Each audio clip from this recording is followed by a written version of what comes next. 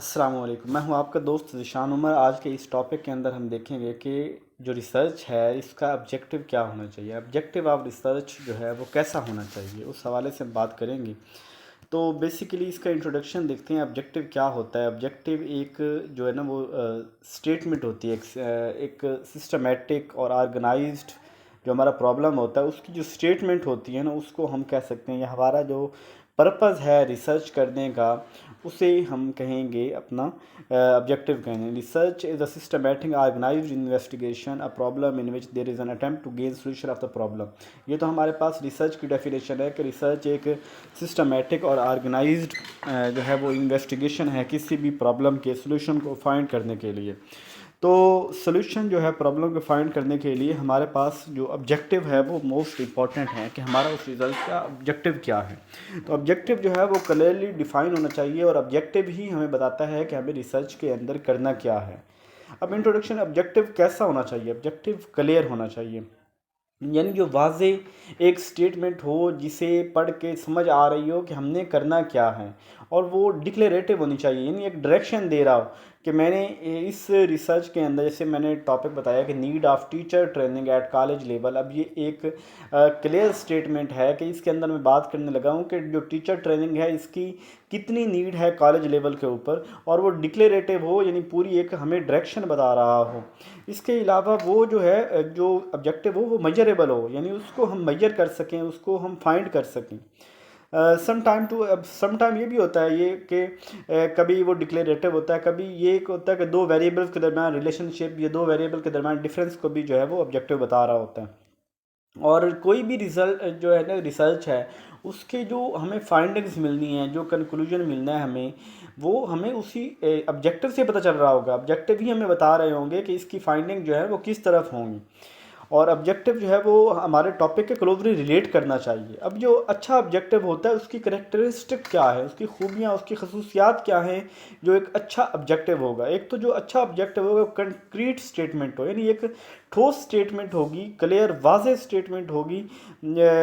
ये और दूसरा ये वो स्मार्ट होंगे। स्मार्ट का एब्रीवेशन बहुत इंपॉर्टेंट है, पता होना चाहिए। Smart, specific, measurable, attainable, realistic और टाइम बाउंड होना चाहिए, यानी वो स्पेसिफिक हो, उसको मेजर भी किया जा सके, उसको अचीव किया जा सके, वो रियलिस्ट होने चाहिए और टाइम बाउंड होने चाहिए। इसके अलावा जो ये करेक्टरिस्टिक्स क्या हैं कि जो ऑब्जेक्टिव है वो हमारे रेलिवेंट होने चाहिए, हमारे टॉपिक के टाइटल के रिलेटेड होने चाहिए, रेलिवेंट होने चाहिए, फीसिबल हो, ऐसा हो जिसको मुमकिन हो, जिसको करना मुमकिन हो, लॉजिकल हो, उसके जो है ना वो ऑब्जर्व किया जा सके, यूनिक कोई व्हीकल, यानी उसके अंदर कोई एम्बिग्यूटी नहीं होनी चाहिए, वाज़ेह होना चाहिए और मेजरेबल होना चाहिए। ठीक है। नीड ऑफ रिसर्च ऑब्जेक्टिव, ये रिसर्च ऑब्जेक्टिव की ज़रूरत क्यों है। हमने पहले देखा कि रिसर्च क्या है, फिर हमने उसकी जो है वो करेक्टरिस्टिक्स भी देखी। अब हम जो बात करने लगे हैं कि नीड ऑफ रिसर्च ऑब्जेक्टिव क्यों है। एक तो ये कि रिसर्च ऑब्जेक्टिव जो है ना ये हमें अपनी स्टडी के ऊपर फोकस रखने में मदद करते हैं, कि हम फोकस्ड रहते हैं कि हमारा ये काम है, इधर उधर नहीं जाते। और इसके अलावा जो है हमें पता चल जाता है कि हमारा कौन सा डाटा जो है हमारे लिए इम्पोर्टेंट है, हम वही लेते हैं। यानी ऑब्जेक्टिव जब क्लियर होंगे तो हम ऑब्जेक्टिव के अकॉर्डिंग डाटा कलेक्ट कर रहे होंगे, ना कि इधर उधर की स्टडी कर रहे होंगे। तो और ऑब्जेक्टिव ही हमें बता रहे होंगे कि हमने अपनी रिसर्च के अंदर कौन सी मेथडोलॉजी जो है वो यूज़ करनी है। ऑब्जेक्टिव ही हमें डायरेक्शन दे रहे होंगे कि हमने डाटा कैसे कलेक्ट करना है, उनको एनालाइज करना है, उनको इंटरप्रिटेशन करना, यूटिलाइजेशन, सारी चीज़ें हमें बता रहे होंगे। और ये कलेक्शन, एनालिसिस, इंटरव्यू, ये सारी चीज़ें जो हैं वो हमें कहाँ से पता चल रही होंगी, ये ऑब्जेक्टिव से ही पता चल रही होंगी।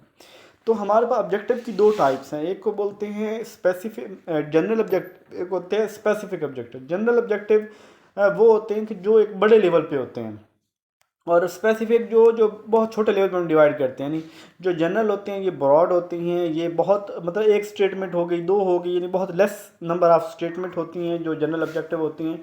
और इसके अंदर जनरली बताया जाता है कि इस रिसर्च का हमारा पर्पज़ क्या है, ये रिसर्च करने का मकसद क्या है।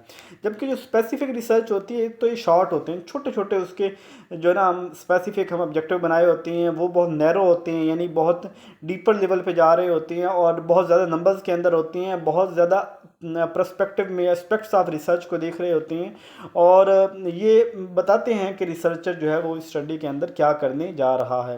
एग्जांपल उसकी देखेंगे, जैसे एक टॉपिक है effectiveness of plant teaching on the professional knowledge of teacher working at secondary level at district जंग। जंग के अंदर 9वीं 10वीं क्लास यानी सेकेंडरी लेवल के ऊपर एक टीचर जो है वो अपना प्लांट यानी अपना टीचर लेसन प्लानिंग करके आता है और उसकी लेसन प्लानिंग उसकी प्रोफेशनल जो है नॉलेज में कैसे यानी असरअंदाज हो रहा होता है।